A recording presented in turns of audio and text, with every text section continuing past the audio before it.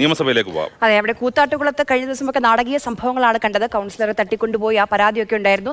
ഇന്ന് ആ സഭയിൽ അത് ഉന്നയിക്കുകയാണ്, വിഷയം കൊണ്ടുവന്നിട്ടുണ്ട് കോൺഗ്രസ്. മുഖ്യമന്ത്രി അനൂപ് ജേക്കബാണ് ഈ പ്രശ്നം കൊണ്ടുവന്നത്. പോലീസ് നോക്കി നിൽക്കെ കലാരാജുവിനെ ആക്രമിച്ച് കാറിൽ കയറ്റിക്കൊണ്ടുപോയി എന്നാണ് അനൂപ് ജേക്കബ് ആരോപിച്ചത്. ഇപ്പോൾ മുഖ്യമന്ത്രി ഇക്കാര്യത്തിൽ മറുപടി നൽകി. 2025 കൂത്താട്ടുകുളം പോലീസ് സ്റ്റേഷനിൽ കേസ് രജിസ്റ്റർ ചെയ്ത് അന്വേഷണം നടത്തി വരുന്നു.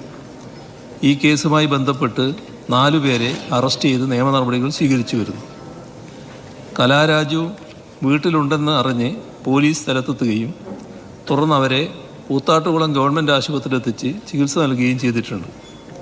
ബഹുമാനപ്പെട്ട പിറവം MLA നേതൃത്വത്തിൽ 25ഓളം പേർ കൂത്താട്ടുകുളം പോലീസ് സ്റ്റേഷൻ മുൻവശത്ത് പ്രവേശന കവാടത്തിൽ നിയമവിരുദ്ധമായി കുത്തിയിരുന്ന് മാർഗതടസ്സം സൃഷ്ടിച്ചതിന് ക്രൈം നമ്പർ 65/2025 UDF പ്രവർത്തകരെ CPIM പ്രവർത്തകർ മർദ്ദിച്ചു എന്ന പരാതിയുടെ അടിസ്ഥാനത്തിൽ ക്രൈം നമ്പർ 63/2025 കേസ് രജിസ്റ്റർ ചെയ്ത് അന്വേഷണം നടത്തി വരുന്നു.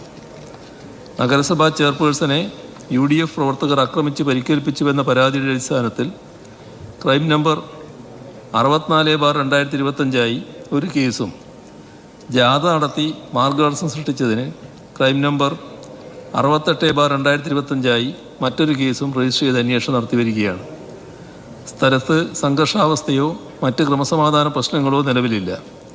ക്രമസമാധാനം ഉറപ്പുവരുത്തുന്നതിനാവശ്യമായ എല്ലാ നടപടികളും പോലീസ് സ്വീകരിച്ചു വരുന്നു. ഇക്കാര്യം സഭ നിർത്തിവെച്ച് ചർച്ച ചെയ്യേണ്ടതില്ല.